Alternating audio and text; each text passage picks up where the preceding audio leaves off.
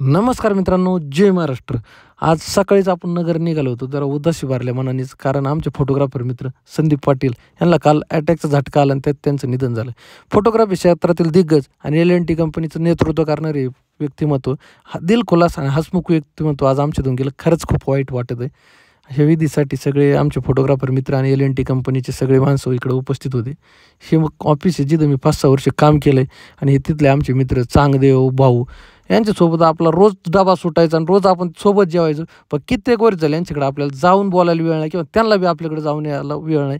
कारण पैसा वाईट आहे. पैशाचं किती मागं पळतो हे आपल्याला आपलंच कळा नाही. ऑफिसमध्ये येऊन परत आपण आपलं काम केलं. त्याच्यानंतर खालून मिरवणूक चालली होती. विषय असा आहे की ही जी मिरवणूक आहे श्रमिक बालाजी मंदिराची मिरवणूक आहे. गेले 20-22 वर्ष झाले पाटील सर येतं ह्या मिरवणुकीचं फोटोग्राफीचं पूर्ण नियोजन त्यांच्याकडे असायचं.